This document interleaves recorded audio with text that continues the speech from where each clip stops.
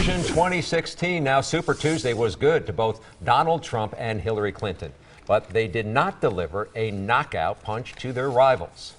Trump and Clinton's victories on Super Tuesday were so convincing, though, the two presidential frontrunners have decided to ignore all the others and started running against only each other for the U.S. presidency. So joining us right now this afternoon is Joe Zepecki, a Democratic political strategist and former state communications director for President Obama and Mary Burke, and Stephan Thompson, Republican political strategist and Governor Walker advisor. So guys, Clinton wins 7 states, Trump wins 7 states. Is it game on between the two?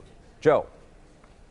You know, I think it's certainly game on for Mrs. Clinton taking on Mr. Trump, but clearly the Republicans are not coalescing yet around Donald Trump. You saw that last night. You see it continue into today.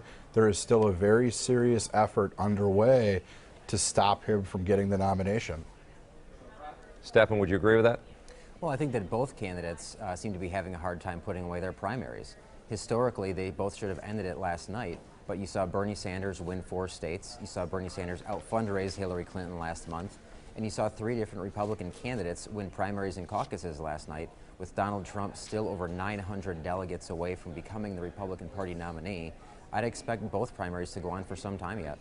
All right, so clearly here, Trump and Clinton are the front runners. We've only had 15 states. There's 35 more to go. You're both political strategists. Give me that conversation you would have with your candidate if you're not the front runner right now. What do you say? What do you do?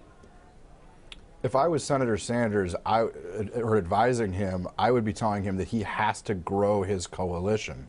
The states that he's won have been overwhelmingly white, and that's not a recipe for success when you're pursuing a Democratic nomination for president. So I would have him focusing on communities of color and building a broader coalition that he could then use in the fall to take the fight to Republicans. Stephan, would you talk anybody out of the race right now on your side? Well, it looks like Ben Carson's going to be getting out of the race within the next 24 to 48 hours. Other than that, I think that you're going to have 4 candidates in this race at least until the middle of March. As far as the strategy is considered, I think that they've got to have enough money to continue on, and I think that it's about being the last man standing against Donald Trump. Right now, you're looking at a potential contested convention, which means staying in as long as humanly possible, accruing as many delegates as possible. Should you get to the floor, in that case, you've got some bargaining chips. Yeah, but you got Rubio telling Cruz get out. You got Cruz telling Rubio get out. So what has to happen there? I mean, if the Republicans are concerned about Donald Trump, doesn't one of them have to get out?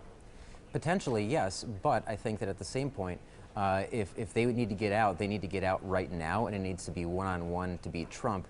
If it's not now, then I think that all the candidates should stay in the race to force Donald Trump from getting 1,237 necessary delegates to becoming the nominee. All right, his path is difficult with 4 candidates. Quick response here. Joe, on your side, as these primaries move to the Midwest, does the dialogue change? I don't think so. I think you're going to continue to hear both Secretary Clinton and Senator Sanders talk about building on the progress we've made over the last 8 years. We've cut the deficit by nearly 3/4, 71 straight months of private sector job growth. That's a path that we should continue on, and either nominee will set up very nicely against the Republican Party, who wants to turn back the clock on the progress that's been made. All right, Stephan, a quick last word for you on the Midwest.